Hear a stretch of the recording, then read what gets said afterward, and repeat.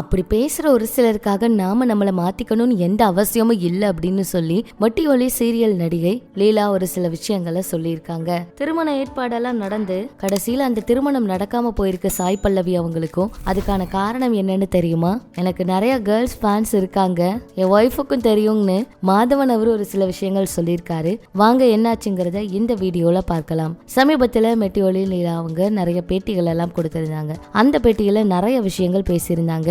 அதுல அவங்க என்ன சொல்லியிருந்தாங்கன்னா, இந்த டயட் இருந்து உடல் எடை அதிகமாயிருச்சு, நீங்க உடல் எடையை குறைங்க அப்படிங்கிற மாதிரி எல்லாம் அடிக்கடி நம்மளை பாக்குற யாராச்சும் சொல்லிட்டே தான் இருப்பாங்க. அதையெல்லாம் பத்தி நம்ம கவலையே படக்கூடாது. நமக்கு என்ன பிடிச்சிருக்கு, நமக்கு என்ன தோணுது அப்படிங்கறத பார்க்கணும். நாம இதுக்காக உடலை வருத்திக்கிட்டு சாப்பிடாம இருந்தா அதை பண்ணி இதை பண்ணி எல்லார்கிட்டையும் நம்ம யாருன்னு ப்ரூவ் பண்ணிட்டு இருக்க வேண்டிய அவசியம் கிடையாது. அதே போல அதாவது கொஞ்ச நாளுக்கு அப்புறமா நமக்கு இதே கதாபாத்திரம், ஹீரோயின் கதாபாத்திரமே தான் வரணும், அதுக்காக உடல் எடையை நம்ம பார்த்துக்கணும் அப்படின்லாம் எதுவுமே கிடையாது.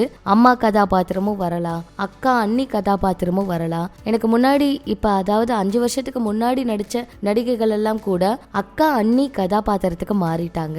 இப்ப எனக்கு வர்ற கதாபாத்திரம் எல்லாமே டைரக்டா அம்மா கதாபாத்திரம் தான் வருது. இதையெல்லாம் பார்த்து பெருசா எதுவும் யோசிக்க கூடாது. இப்ப வந்திருக்கிறவங்களுக்கு வாய்ப்பு கொடுக்கணும் தானே, அவங்களுக்கு வாய்ப்பு கொடுத்தா தானே நல்லா இருக்கும், அப்படிதான் நம்ம யோசிக்கணும் அப்படிங்கிற மாதிரி ஒரு பேட்டியில அவங்க சொல்லியிருந்தாங்க. அதே போல சாய் பல்லவி அவங்களுக்கு திருமண ஏற்பாடெல்லாம் நடந்து அந்த திருமணம் நடக்காம போயிருச்சா? என்னாச்சுன்னு தெரியுமா? சாய் பல்லவி அவங்களுக்கு தேசிய விருது பெறணும் அப்படிங்கிற ஆசை இருந்திருக்கு. ஒரு முறை அவங்களோட பாட்டிக்கு உடம்பு சரியில்லாம போயிருச்சாம். அப்ப அவங்களோட ஒரு பட்டுப்படவையை கொடுத்து உன்னோட திருமணத்துக்கு கட்டிக்க அப்படின்னு சொன்னாங்களாம். சாய் பல்லவி அவங்களும் அதுல இருந்து திருமணம் பண்ணிக்க ரொம்ப ஆசைப்பட்டாங்களாம். அந்த நேரத்துலதான் பிரேமம் படத்துல நடிக்க வாய்ப்பே வந்திருக்கு. ஆனா என்னைக்காச்சும் ஒரு நாள் ஒரு பெரிய விழாவுக்கு அந்த பட்டுப்படவையை கட்டிக்கிட்டு போகணும் அப்படின்னு நினைச்சாங்களாம். நான் இப்ப தேசிய விருதை வாங்குறேன்னா அப்பதான் இதை கட்டிட்டு போவேன் அப்படின்னு சொல்லி சாய் பல்லவி அவங்க ஒரு பேட்டியில சொன்ன விஷயங்கள் இப்ப சமூக வலைதளங்கள்ல வைரல் ஆயிட்டு இருக்குங்க. இப்படி இது ஒரு பக்கம் இருக்க, நடிகை அஞ்சலி அவங்க தியேட்டர் வாசல்ல இப்படியெல்லாம் பண்ணாங்களா? ஒரு பிரபலம் உண்மையை உடைச்சு பேசியிருக்காங்க.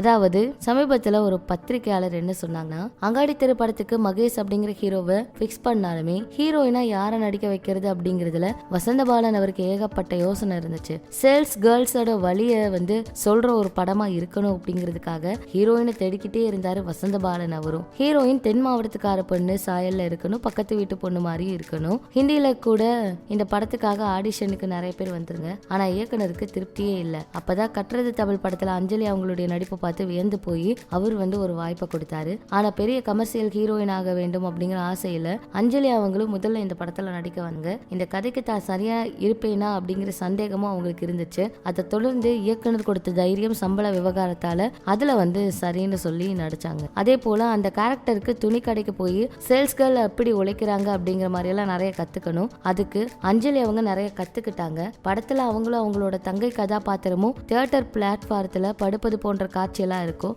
அதுல முதல்ல நடிக்கிறதுக்கு ரொம்ப தயக்கம் காட்டி நடிக்க முடியாதுன்னு சொல்லிட்டாங்க. ஆனா இயக்குனர் கட்டாயப்படுத்தினதுனால வேண்டா வெறுப்பா அந்த சீன்ல நடிச்சாங்க. ஒரு கட்டத்துல அஞ்சலி எடுத்த சீன்களை அவருக்கு இயக்குனர் போட்டு காண்பிச்சதும் முழு திருப்தியோட ஈடுபாட்டோட அந்த படத்துல நடிச்சு கொடுத்திருக்காங்க. இப்படி இது ஒரு பக்கம் இருக்க, பெண் ரசிகைகளை கண்டு என் மனைவி பொறாமையே படல அப்படின்னு சொல்லி மாதவன் அவரு சமீபத்துல சொல்லியிருக்காரு. ஒரு அழகான ஜோடி அப்படின்னு சொல்லலாம். மாதவன் அவரு ரொம்பவே ஃபன்னா தான் எப்பவும் பேசுவாங்க.